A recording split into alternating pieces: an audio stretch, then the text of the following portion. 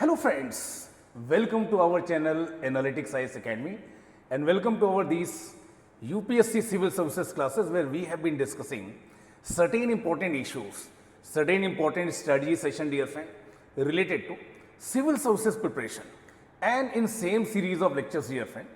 Today again I am again here with you people to discuss one very important thing related to UPPCS 2025 examination dear friend.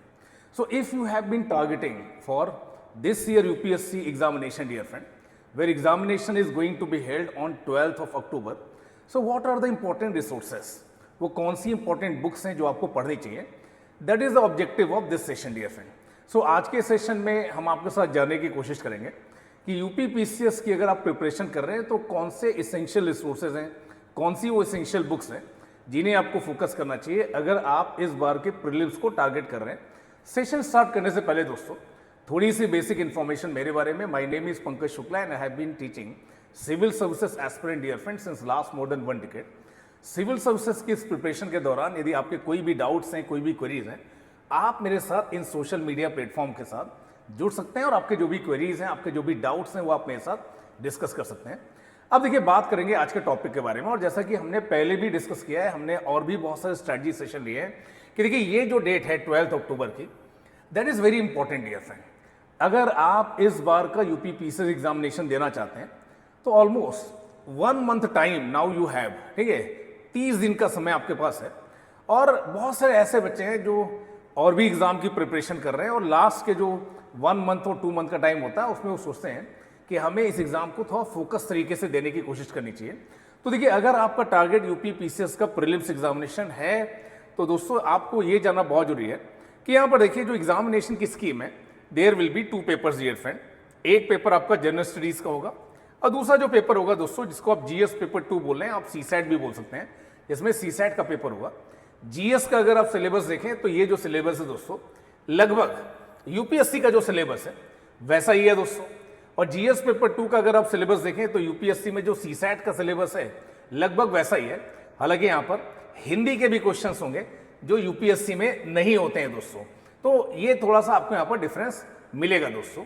अगर पिछले 4-5 सालों का आप एक previous year question की analysis करें, trend की एनालिसिस करें, तो आप पाएंगे कि ये कुछ ऐसे विषय हैं दोस्तों जहां से मैक्सिमम क्वेश्चंस, हिस्ट्री हो गया, ज्योग्राफी होगा, पॉलिटी हो गया, साइंस हो गया और देखिए इकोनॉमी, ये कुछ ऐसे एरियाज हैं दोस्तों जहां से मैक्सिमम क्वेश्चंस पूछे गए हैं. तो अगर आपका टारगेट है कि आप यूपीपीसीएस 2025 के एग्जामिनेशन को क्रैक करना है तो इन 5 विषयों पर आपको एक अच्छा कमांड अपना डेवलप करने की जरूरत है.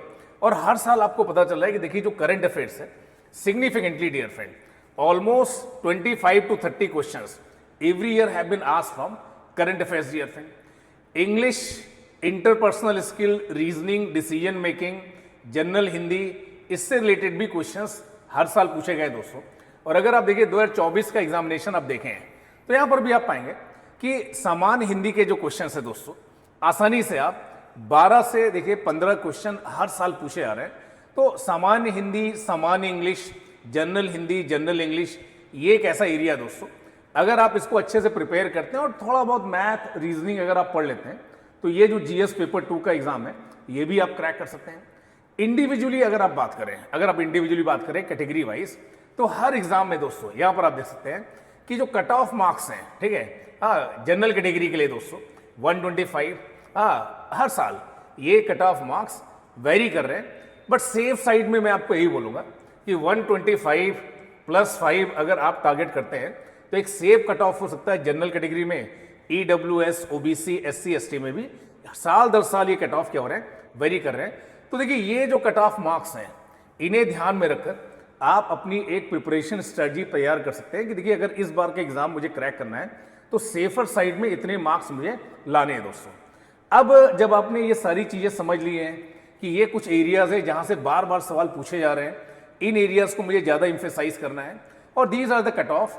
सो अब जानने की कोशिश करते हैं कि देखिए जो नेचर ऑफ क्वेश्चंस हैं, जो प्रश्नों की प्रकृति है, किस तरह के क्वेश्चंस बार बार पूछे जा रहे हैं. तो दोस्तों यहाँ पर एक बात देखने की जरूरत है कि 3 तरह के क्वेश्चंस मुझे लगता है पूछे जा रहे हैं. There are certain questions that are totally fact oriented, like which of the following was the first event in the India's freedom struggle.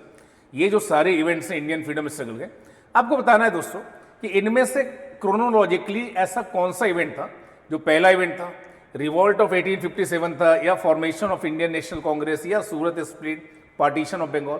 Fact oriented अगर आपने चीजों को पढ़ा है तो आप इजीली कर लेंगे।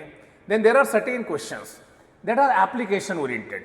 यहां पर आप देख सकते हैं कि मनी बिल को लेकर एक क्वेश्चन पूछा जा रहा है। Questions is being asked related to money bill कि money bill is pass by the Lok Sabha but not return by the Rajya Sabha within 14 days, what will be the consequences. यदि राज्यसभा ने 14 दिन के अंदर लोकसभा द्वारा पारित मनी बिल को रिटर्न नहीं किया तो उसके कॉन्सिक्वेंसेस क्या होंगे। देखिए ये एप्लीकेशन बेस्ड क्वेश्चन है दोस्तों कि bill is deemed to have been pass bye Rajya Sabha as well. Then there are certain questions that are conceptual. Concepts पर आपकी कितनी अंडरस्टैंडिंग है। हालांकि यूपी पीसीएस में इस तरह के क्वेश्चंस कम होते हैं बट डेफिनेटली पिछले कुछ सालों में इस प्रकार के भी प्रश्न पूछे गए हैं जहां पर किसी इंपॉर्टेंट कॉन्सेप्ट्स को लेकर आपकी अंडरस्टैंडिंग को चेक किया जा रहा है दोस्तों। So there will be certain questions that are conceptual.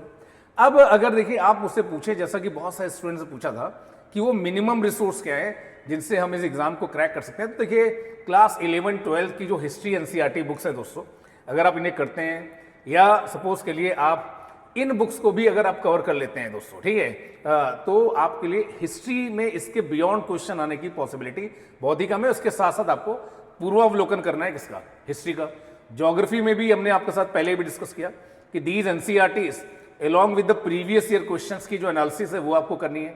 Polity में देखिए इसके बियॉन्ड क्वेश्चन आने की संभावना बहुत ही कम है दोस्तों, बट प्रैक्टिस करने के लिए, अपनी एक्यूरेसी को बढ़ाने के लिए, अपने प्रिसीजन को बढ़ाने के लिए जो पूर्वावलोकन है, प्रीवियस ईयर क्वेश्चंस की जो एनालिसिस है उसे आपको करने की जरूरत है। इकोनॉमी में मैंने आपको बोला कि देखिए ये जो पूर्वावलोकन है इससे आप अच्छे से कवर कर लीजिए और पिछले एक साल का जो आप करंट अफेयर्स कर ही रहे हैं उसके साथ दोस्तों अगर आप इकोनॉमी को प्रिपेयर करते हैं तो इकोनॉमी के भी क्वेश्चंस आप इजीली अटेम्प्ट कर पाएंगे। पारिस्थितिकी और पर्यावरण, इन्वायरमेंट एंड इकोलॉजी के लिए again I will say that you should go for this previous year question analysis.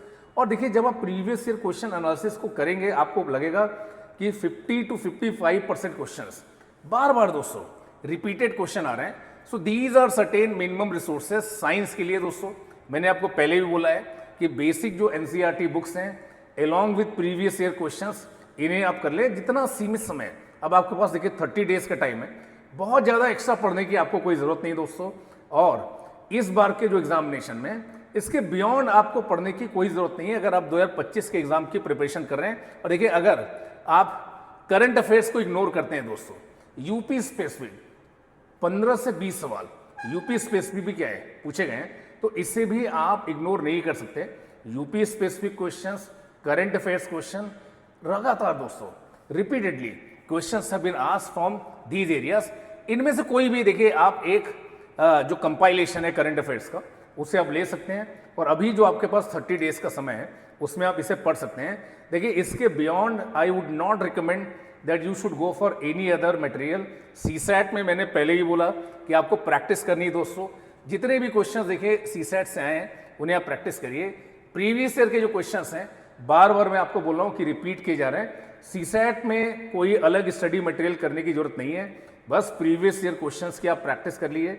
और अगर आप कंफ्यूज हैं दोस्तों यूपी पीसीएस की प्रिपरेशन के लिए और 2026 के एग्जाम की प्रिपरेशन अगर आप टारगेट कर रहे हैं तो we at the analytics IAS are going to launch new UPSC batch as well as UP PCS batch starting from 15th of September। इसको लेकर अगर आपके कोई भी डाउट है तो नीचे दिए हुए नंबर पर आप कॉल कर सकते हैं और अपनी क्वेरीज को रिजॉल्व कर सकते हैं। Thank you to all for joining me and for staying with me dear friends.